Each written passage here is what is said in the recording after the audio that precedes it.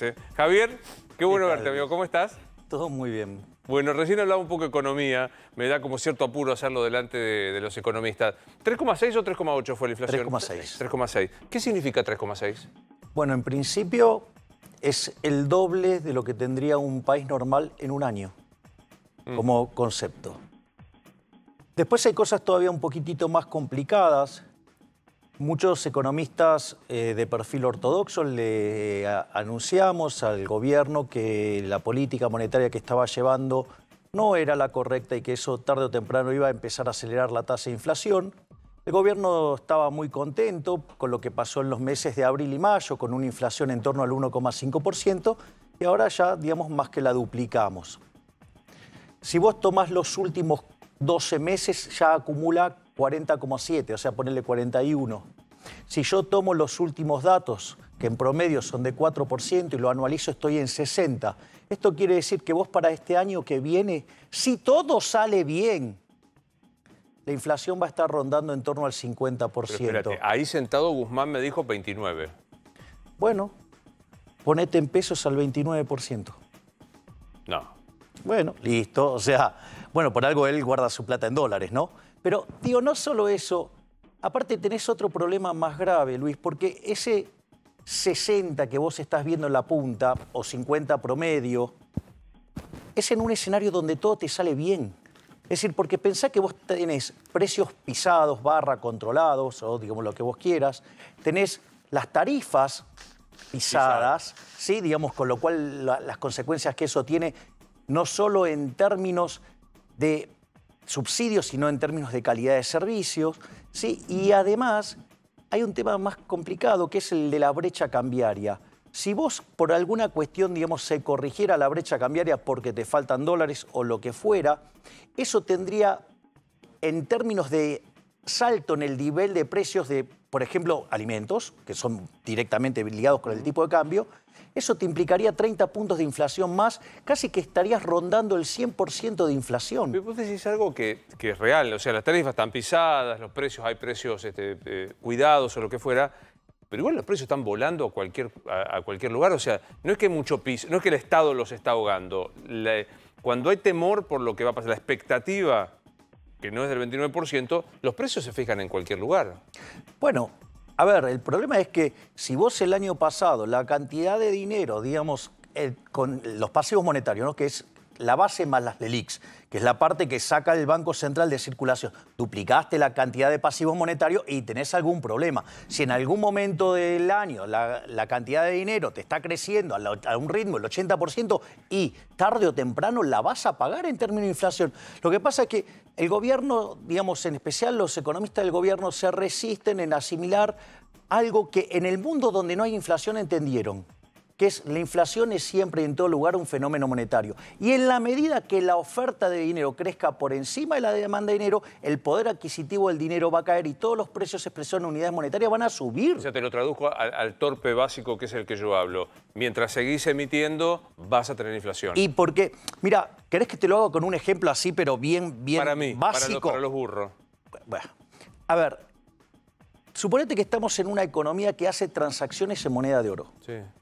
¿No? Entonces nosotros hacemos transacciones en moneda de oro y sucede que aparece un amigo mío que es físico con otro amigo que es químico y digamos, consiguen la forma de convertir el plástico en oro. La fórmula áurea de todos los alquimistas. Exacto. Entonces ¿qué hacemos? Empezamos a comprar plástico, ¿sí? Entonces, ¿qué pasa? El precio del plástico empieza a subir. Ahora, adentro de mi casa hay un montón de este oro que nadie se da cuenta, pero es falso, pero digo, solamente, digamos, lo sabemos tres personas. Por ahora todavía es una falsificación, pero no hay ningún problema porque está adentro de mi casa. Ahora, ¿qué pasa si yo tiro ese oro a la calle? ¿El precio del oro qué va a pasar? ¿Va a caer? Claro, porque hay oferta. Claro, ¿qué va a pasar con el precio de todos los bienes expresados en unidades áureas? Va a subir. Eso se llama inflación. ¿Quién puede hacer esto recurrentemente? El Banco Central. Por eso la inflación es siempre y en todo lugar un fenómeno monetario. Tiene que ver con la pérdida del poder adquisitivo del dinero. Pero ¿por qué si emite Estados Unidos, vos lo único que te fijas que tenga cabeza grande o cabeza chica el dólar y no pasa nada, y no hay una inflación en Estados Unidos? Porque la frase se completa que en la medida que la oferta de dinero crezca más que la demanda de dinero, eso generará una pérdida del poder adquisitivo del dinero. O sea, si alguien estuviera demandando el oro que yo emití fraudulentamente, claro, no pasa nada con la pérdida del poder. A la gente le cree al Washington. Es lo que pasa es que cuando, por ejemplo, a ver, ¿qué te diría el burro de Kicillof? Porque es un ignorante, o sea, así que hay que decir las cosas como son. Dice, no, porque durante la crisis subprime Estados Unidos triplicó la cantidad de dinero. Sí, pero el aumento en la aversión al riesgo, la gente se asustó tanto, se desprendió de todos los activos riesgosos y ¿qué hacía? Demandaba títulos públicos emitidos por el Estado, ya sea bonos propiamente dicho o dinero, o sea, dólares. Entonces, tuvo que emitir todo eso para evitar una deflación. A ver, para que te des una idea, por ejemplo, lo que pasó en la subprime. Cuando fue la Gran Depresión, el aumento de la demanda de dinero, la gente se asustó tanto que la velocidad a la cual circulaba el dólar, o sea que la gente, si vendés y se queda con los dólares en el bolsillo, circula menos veces. Cayó 25% y como la Reserva Federal no emitió, generó un desastre, se destrozó el nivel de actividad, del empleo y además hubo deflación. Para que te des una idea del tamaño del despiole que fue la subprime, la velocidad de circulación cayó 75%. O sea, fue 3 veces más grande que la depresión. Si Bernanke no salía a emitir como una bestia, bueno, hubiéramos tenido un desastre. Yo ya sé lo que pensás de los keynesianos. Lo tengo re claro, ni te lo voy a preguntar. Pero ¿no te cae un poquito mejor Guzmán? Viste que lo aplaudieron los empresarios. O sea, digo, en el marco de lo que hay, Guzmán parece el más razonable. ¿Te cae un poquito mejor? Para mí, digamos, o sea, es un conjunto es una competencia de quién es más burro. No te cae bien. No, porque además es un mentiroso y es un inmoral. Uy. ¿Cómo? Digamos, o sea, a ver, cuando él arrancó como ministro, dijo, no vamos a ajustar, y después mandó, ¿sí?, una suba de impuestos por el equivalente de 2 puntos del PBI. O sea que ahí mintió. Y cuando le hicieron el punto, dijo, no, esto no es ajuste, porque no estoy bajando el gasto. O sea que además es un inmoral, porque labura para los políticos. O sea, labura en contra de la gente. Porque cuando tiene que elegir entre subir los impuestos o bajar el gasto, prefiere subir los impuestos, joderle la vida a la gente, joderle la vida al que produce y favorecer a los parásitos de la política. Pero digo, si fuera por el ala más ortodoxa, estarían todas las tarifas directamente congeladas, todos los precios congelados, el Estado el Estado mandando a los militantes a ver cuánto compramos la leche. Digamos, esa es muy divertida. O sea, digamos, mira, vos sabés que hay un libro maravilloso que se llama 4000 años de control de precios y salarios, y el subtítulo es ¿Cómo no combatir la inflación? Arranca en el año 2800 a.C., en la quinta dinastía de los sumerios. No funcionó nunca. Es más, cuando yo veo las barrabasadas que dice y hace Paula Español y este ejército, me hace acordar al general romano, digamos, que respondía a Diocleciano y aquel, digamos, que no cumplía con los controles le cortaba la cabeza. Y así fue como empezó la decadencia de Roma. O sea, vos decís, no tiene ningún sentido generar controles de precio porque la economía se te desborda por algún, o sea, por el lado... Porque en realidad es que el problema es, vos la inflación, cuando vos ves la inflación, vos visualmente la manifestás como que están subiendo los precios. Pero no es que están subiendo los precios, sino es que está perdiendo poder adquisitivo el peso. Claro. Si vos midieras las cosas en dólares, te vas a dar cuenta que no. Mira tu salario en dólares. Te acabo de deprimir. Sí. ¿Te das cuenta? Literal. ¿Te das cuenta? Es decir, no es que hay inflación, es que está perdiendo, o sea, no es que suben los precios, sino es que pierde poder adquisitivo el peso. Entonces, cualquier medida que intente, digamos, parar la inflación con controles de precios, lo único que va a generar es problemas. Porque lo que está haciendo es afectar los derechos de propiedad. Entonces voy a decir, ¿los derechos de propiedad? Sí, porque cuando yo hago una transacción, yo te vendo esta botella de agua a vos, mi botella de agua, y te la vendo a vos, eso genera un registro histórico, vos me vas a dar pesos, yo te voy a dar la botella, ese registro histórico se llama precio. Eso se convierte en una señal que va al sistema, donde algunos van a decidir ser compradores, otros van a ser vendedores, o sea, la gente se coordina, y si la cantidad demandada supera la ofrecida, el precio sube, o viceversa. Ahora, todo este mecanismo de relojería, que es el sistema de precios, parte de una premisa es que yo te vendí esta botella que es mía, y que vos el dinero que me diste es tuyo. Cuando eso no pasa, porque está el Estado metiéndose en el medio, distorsiona la señal y la inflación lo que termina pasando, o la presencia del Estado, es como el ruido en la comunicación. Entonces el sistema funciona peor. Pero yo te cuento esto, ¿no? O sea, la sensación que vuelvo a tener, y que ya conozco, porque tengo 56 años, es que otra vez no sé qué es caro y qué es barato. ¿Viste? La cosa que decís, ¿cuánto vale esto? 30 mangos. Pero no es tan caro. De paso, Siemens, le mandamos un abrazo. Pero sí, ¿y a fin de año cuánto va a costar? No tengo la más pálida idea de cuánto va a costar. Y es muy preocupante porque yo sé qué pasa cuando vos empezás a no tener idea de si es caro o si es barato. ¿Cómo hago para que esto, que hoy vale 30, a fin de año no me cueste 90? Mirá, en los 80 había una serie que se llamaba Libre para Elegir, que la hacía Milton Friedman y que tiene como contraparte el libro Libre para Elegir, que lo firman Milton y Rose, director, o Rose Friedman, o sea, su mujer. Y entonces está hablando de cómo combatir la inflación. Entonces está donde se imprimen los dólares. Dice, la única forma de combatir la inflación es esta, y le pega al botón donde pone en marcha la máquina y dice, él la paga. Digamos, la única forma que encontró el mundo para parar la inflación es dejando de emitir dinero. Pues volamos todo por el aire, Javier, en este país. La pregunta es, ¿pero qué? ¿Entonces me vas a decir que la inflación es buena? ¿Cómo va a ser buena la inflación si cada vez que supera el 20% perdés un punto 58 de crecimiento? Eso puesto en la historia argentina, desde que tenemos Banco Central, hoy tendríamos un PBI per cápita como el de Estados Unidos. Le pega entre 25 y 30 veces más fuerte a los más vulnerables. O sea, ¿para qué queremos el impuesto a los pobres? O sea, ¿para qué? ¿Para seguir sosteniendo la mentira de que los políticos nos sigan robando con el impuesto inflacionario? Te voy a decir algo acá. Cada vez que vos tengas acá un político de mierda, así te lo digo, y te diga que cerrar el Banco Central es un delirio, decile en la cara de parte mía que es un chorro. ¿Sabés cuánto se lleva la corporación política vía impuesto inflacionario? 5 puntos del PBI. Por eso no lo quieren dejar, porque es un mecanismo por el cual la corporación política te roba. ¿Por qué el presupuesto sale de la Cámara de Diputados? O sea, de los representantes del pueblo. No taxation without representation. O sea, vos no podés cobrar impuestos sin representación. ¿Cuál es el punto? Aún en un Estado no, digamos, o sea, no del ideal mío, minarquista, ni nada por el estilo. O sea, ya, digamos, o sea, como el que tenemos ahora. O sea, ni siquiera el que me guste a mí. Sí. A mí no me gusta el Estado, digamos, filosóficamente. Pero al margen de eso, a lo que voy es que, por lo menos, vos deberías pasar los impuestos por la Cámara de Diputados.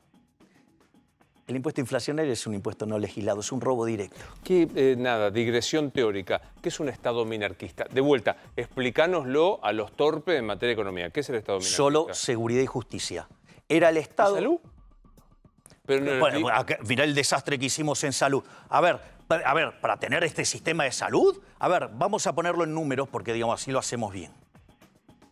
¿Vos sabés cuántas, digamos, si hubiéramos hecho las cosas como el resto del mundo a nivel mediocre, ¿sabés cuántos muertos hubiera tenido Argentina el año pasado de coronavirus? 10.000. Y el año pasado tuvo 40.000.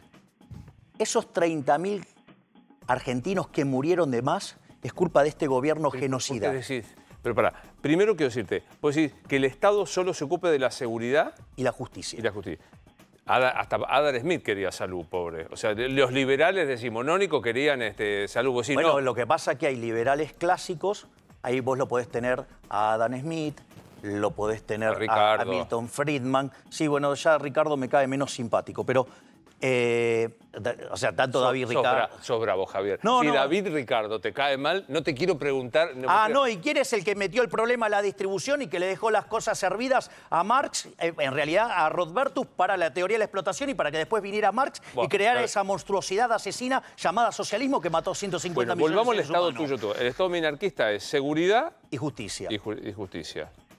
Digo, que vendría a ser, si vos querés, la línea de Ayn Rand, la línea de Nozick, la línea de Mises y, digamos, en algún sentido, Hayek. ¿Y todo el resto arreglate a la oferta y demanda? Sí, obvio.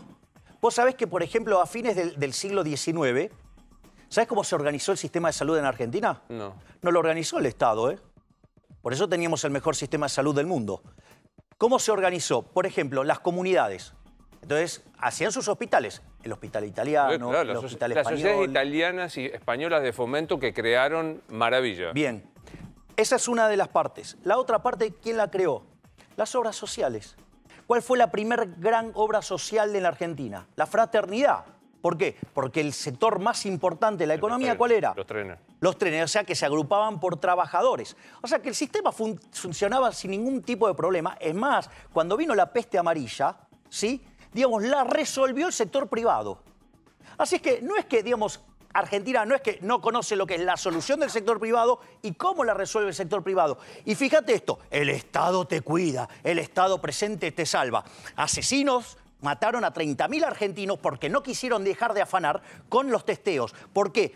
Yo, digamos, te traje el año pasado mi libro Pandenomics, ¿sí? Que digo, estoy muy feliz porque es el libro de economía más vendido de Argentina, ¿sí? Vamos por la 4ª edición ya, en un mundo, digamos, que en Argentina se lee poco y menos en pandemia. Y lo interesante es que el modelo base para pensar esto que se llama SIR, susceptibles, infectados y removidos, es de mediados de la década del 50. Pues ¿sabes qué? Supónete que te doy la razón, que tuvieras razón. La transformación de este Estado, que hace de todo, mal, coincido con vos, pero lo hace, a que se retire y se quede con la seguridad y la justicia, llevaría a un sufrimiento de la enorme mayoría de los... 1 de cada 2 es pobre, ese 50% pobre, la va a pasar horrible. A ver, el tema es, ahí son dos cosas. Primero, cuanto más Estado tenemos, cada vez somos más pobres. Y de hecho, de donde se aplicó el socialismo en estricto sentido puro, que se llamó comunismo, fue un fracaso. O sea, todos los países donde lo aplicaron les fue mal, porque con esa lógica, si no, yo me quedo con 100% de Estado. Ahora, cuando yo miro las soluciones, y fíjate, mira, aún con pueblos iguales, con culturas iguales, o sea, eran iguales. Ejemplo, Alemania. Pusieron de un lado el capitalismo, del otro lado el comunismo. ¿Cuándo fue la derrota comunista? En 1961, el día que tuvieron que construir el maldito muro. Compará Austria con Hungría. Digo, cualquier lugar que compares, o sea, siempre generaron un desastre. Mirá Corea del Norte contra Corea del Sur. Mirá la basura que es Cuba. O sea, no hay, pero digo, o sea, no entra en la cabeza. Primer punto. O sea, una cuestión de índole empírica. Ahora lo que sí puedo discutir es la mecánica como vos lo haces. Es decir, vos tenés que hacer las reformas, ¿sí? Y obviamente que las reformas que tenés que hacer tienen que generar el menor daño posible. Y eso se puede hacer. Por ejemplo, yo te hago una pregunta. ¿A vos te parece bien que el Estado gaste mal? No. ¿Que sea ineficiente? Bueno, no. Ok. Hay un trabajo del BID que muestra que la ineficiencia técnica del gasto público en la peor región del mundo es América Latina, 4,4% del PBI. ¿Sabes cuánto tiene Argentina? No. 7,2. Y de esos 7,2 hay 5 puntos del PBI que lo llama filtraciones. ¿A qué te huele? Choreo. Lo que pasa es que es un multilateral, no lo puede decir abiertamente. O sea, tenemos los políticos más ladrones del mundo. Porque me levanta la mano por el tema de los fallecidos por coronavirus, Nacho Ortelli. ¿No te va a pelear? No. Es la mesa de compañeros que más quiero desde que yo trabajo en la tele, pues son encantadores y talentosos. No te va a pelear, es lo que te pido. Sí, Nacho. No, la verdad que en honor a la honestidad intelectual, la verdad que le quiero decir a Milei, yo discrepo, no se puede decir que la Argentina hubo un estado genocida de argentinos que se encargó de matar compatriotas. Eso es muy distinto a criticar la política de testeos, que yo lo he hecho, lo hemos hecho con Luis, pero que Argentina esté cerca del puesto 30 en muertos por millón de habitantes, dista mucho de marcar lo que usted está marcando, Milei. Una cosa es que se hayan hecho mal las cosas, que se haya vacunado gente de manera indebida, 70, 100, 500, los que sean, pero otra cosa es decir que el Estado mató a 30.000 argentinos. Y le quiero preguntar, ¿de dónde saca que se hubieran reducido a 10.000 la cantidad de muertes si se hubieran hecho las cosas mediocres? ¿Tenés una calculadora a mano? Yo tengo acá, venga. ¿Cuántas personas murieron en el mundo de coronavirus el año pasado? No me lo sé. 1.780.000. ¿Pongo eso? Pone 1.780. Pone 1,78, pone. Espera, 1,78, sí. ¿Cuántas personas viven en el planeta Tierra, Nacho? Millones. No, 40.000, qué sé yo. 7.800 millones. O sea que tenés que hacer 1,78 Sí. dividido 7.800. 7.800. O sea, eso te... 0.00022.821. Bien, eso es el 2 en 10.000. Digamos, te lo ayudo. No, yo no perdí. Bueno, multiplicá por 45. ¿Esto? por 45 me da 0.010. Bueno, te da 10.000. O sea, eso es 10.000. O sea, vos lo que estás diciendo, la cantidad de muertos de todo el mundo da un índice que es mucho más bajo de que el que da ¿El la promedio Argentina. mundial? El promedio mundial te da 2 en 10.000. Vos eso lo tomás en el caso argentino, ¿sí? Y te da que tendrías que tener 10.000 muertos. Pero yo te lo digo porque es contrafáctico, yo te lo digo de otra manera. No, La no, cuarentena esto es un dato. No, pero la cuarentena fue un disparate de larga, nos ocupamos de decir. No, claro que fue un nos disparate. dijeron Si asesinos. somos el país que más cayó en el G20, ¿sí? Digamos, no solo que fuimos los que caímos más en el G20, sino que además caímos el triple que el planeta. Por lo tanto, digamos, ahora conociendo los números, Nacho, decime qué opinás. No estoy de acuerdo. Bueno, Milei, está bien, bueno, listo. Entonces, no estoy de acuerdo porque usted dice de forma mediocre, vamos a discutir preferencias, vamos a discutir no es románticamente. preferencia. Estoy no es discutiendo preferencia. números, no conocía los ni datos, siquiera los números.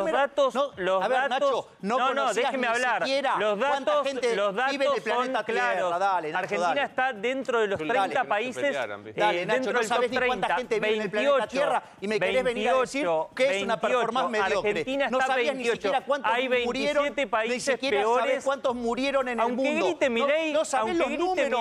Nacho, no sabés los números. Si querés discutir no le conmigo, sirve nada gritar. no conocés los números. No le sirve nada Primero gritar. tenés que aprender de no saber le hacer sirve las de nada cuentas. gritar, Milei. No le sirve de es que nada. el problema, ¿sabés cuál es, Chicanee Nacho? todo lo que vos quiera. empezaste a levantar Se el expone tono de usted, voz se porque expone no usted, sabes hacer Milei. ni siquiera, puedo o no mediar, sabes, puedo o no sabes Hay hacer las 27 cuentas. países, Pará, hay 27 o no países. sabes hacer las cuentas. Hay 27 Dos, países. ¿cuántos países que hay en el mundo hay entonces, 27 Nacho? países, ¿Cuántos países hay en el mundo? 27 países que Hay más están de- peor, cerca que de están 200, peor dale. que la Argentina. Nacho, dale, 27 Nacho, dale, países. dale, vamos por los Hay números. No 27 sabías la países. cantidad de muertos Si en el usted mundo. quiere descalificar No sabés Milei, cuánta no voy a gente entrar en vive en esa. el mundo. Yo le Y me quiero venís a consultar, decir ¿qué cuánto es el número considera promedio. mediocre? No sabés nada. Les quiero decir algo que no se considera entiende. mediocre? Para Nacho, no se entiende nada de los gritos. De verdad, intentaba que no discutiéramos, que cambiáramos ideas.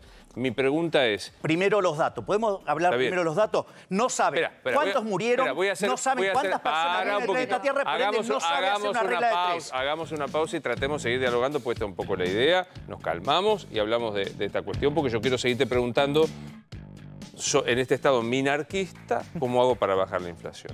Hacemos una pequeña pausa y volvemos. ¿Todo el precio del oro? Yo, digamos, como economista austríaco, para mí los precios son una revelación del mercado. No están ni altos ni bajos, son los que son. O sea, los únicos precios que son incorrectos son cuando el Estado mete la mano. Pero está demandado el oro. Hoy la gente demanda oro. Sí, porque, digamos, o sea, las políticas monetarias están laxas y eso hace que, así como sube, digamos, el oro, sube el resto de los commodities, o tenés el efecto que tuviste sobre el Bitcoin. Compré Bitcoin y perdí en 4 segundos el 10% de lo que compré. Eso es porque no me llamaste a mí, si no... Claro, lo hacía bien, ¿no? ¿Sabías que el precio... Más allá de la broma, porque hay mucha gente que no está en condiciones de ahorrar ni un mango. Hablemosle a estos dos sectores, al que tiene que sobrevivir y que la está pasando mal, y al que por ahí tuvo la suerte de hacer un pequeño apartado para decir, quiero resguardar este dinero. ¿Qué le decís? Para el que quiere resguardar su dinero, la recomendación es siempre la misma. Jamás en activos emitidos por el sector público. Fíjate, el 22 de abril del año pasado, Argentina terminó de entrar en default, porque como al 22 de mayo no terminó de reparar la situación, entonces Argentina verdaderamente no entró en default el 22 de mayo, sino el 22 de abril. Y vos fíjate esto, porque vos reestructuraste toda la deuda y hoy la deuda cotiza menos que lo que cotizaba previo a la reestructuración. Hoy el riesgo país argentino en la punta corta es de 2.000 puntos básicos. Es decir, la tasa de interés en dólares en Argentina es de más del 20%. ¿Qué quiere decir esto? Que obviamente los activos argentinos no. Es decir, ¿qué vas a ahorrar, digamos? O sea, ¿a vos se te ocurriría ahorrar en barras de hielo en el desierto del Sahara? Bueno, los pesos valen menos que eso. Entonces, nada, digamos, si vos tenés que ahorrar, jamás sí ahorres en activos emitidos por los políticos argentinos. ¿Sabes por qué? Peso, título... Lo que quieras, cualquier cosa, exacto, nada. ¿Sí?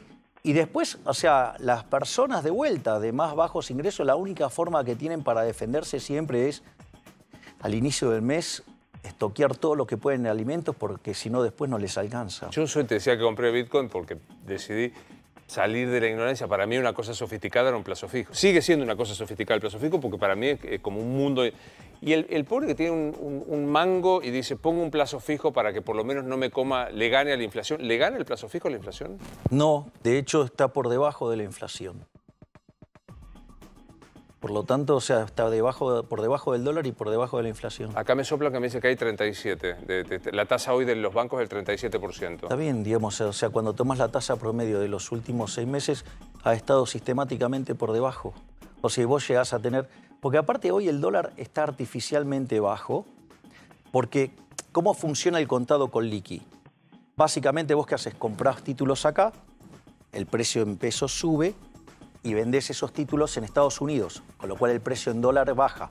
Y esa relación entre el precio del bono en pesos y el mismo bono, pero en New York, en dólares, te da el tipo de cambio de referencia.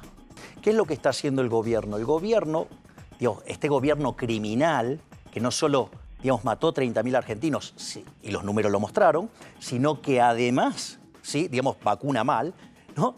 También, digamos, está reventándole la vida a los jubilados futuros, porque esas intervenciones en el mercado cambiario, en el mercado de bonos, discúlpame, la está haciendo con la guita nuestra de las jubilaciones. ¿Por qué vacuna mal?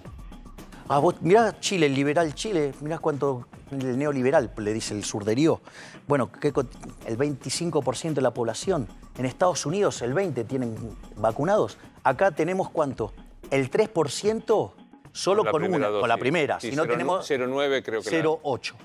Bueno, entonces digo, listo, digamos, más claro, echale agua. Es decir, Argentina, digo, el Estado presente en realidad es un aparato para conseguir privilegios para los políticos en contra de los honestos. Tengo una pregunta. Para comprar vacunas necesita plata. ¿De dónde saca plata Argentina para comprar vacunas? Que deje de gastar en otras cosas.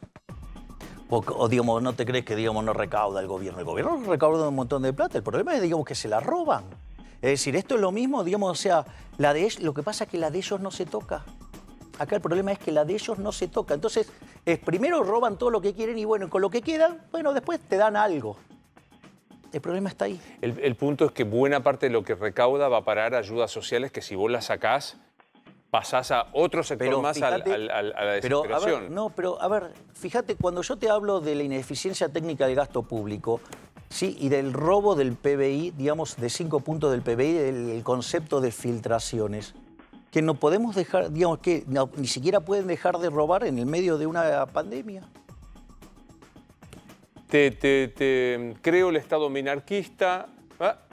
Funcionó en Argentina, ¿eh? ¿Cuándo? En 1860, Argentina era un país de bárbaros. Cuando puso en marcha digamos, el modelo de Alberdi, o sea, la Constitución del 1853 puesta en marcha en 1860, en 35 años, en 1895, Argentina tenía el PBI per cápita más alto del mundo. O sea, funciona el modelo. Todos los países que hacen reformas pro mercado, sí, evolucionan positivamente. ¿Querés un buen ejemplo? Irlanda era el país más pobre de Europa, era miserable. En 35 años después de hacer reformas de mercado, tiene un PBI per cápita 10% más alto que el de Estados Unidos. Funciona siempre. Pero ¿sabes cuál es el problema? Que va en contra de los políticos. Bueno, compren Pandenomics, se llama el libro de Javier Milei. ¿Se van enojados? Ortelli, no, yo no me enojo. ¿Te vas enojado o no? Jamás, si los datos están de mi lado, así que ¿qué problema tengo? No ejerzo la medicina porque no soy médico, tal vez Milei sí. No, bueno, ¿sabes lo que pasa? Sabes que el problema es que vos estás peleado con la calculadora. Vos vivís de espalda a los datos. Entonces, en tanto y en cuanto sigas negando los datos, pero anda hacia el ejercicio. Pero ejerza la medicina, Milei, ya que es médico. No es un problema de medicina, esto es un problema de matemática. Yo les prometo que los invito... Esto es un problema de matemática. Esa es la parte que vos no entendés. Como vos no podés dibujar la tasa de letalidad con la de mortalidad. Como no podés dibujar un cero ni con un vaso. Tasa de letalidad, tasa de mortalidad. Yo los invito a comer a los dos y se ponen a hablar sobre este tema bien, sin enojarse, calentó. Uno es Ortelli, que si tenés Milei. ¿De dónde sos, Milei? Italiano. ¿De dónde? ¿Pero en qué lugar? Bueno, los dos. De la Lombardía. ¿Lombardo? ¿Y Ortelli? Un cantón italiano en Suiza. ¿Sos ticino, del cantón ticino suizo? Sí. Mira, bueno, pero están los dos al norte, así que gracias, Javier. No, por favor, un placer.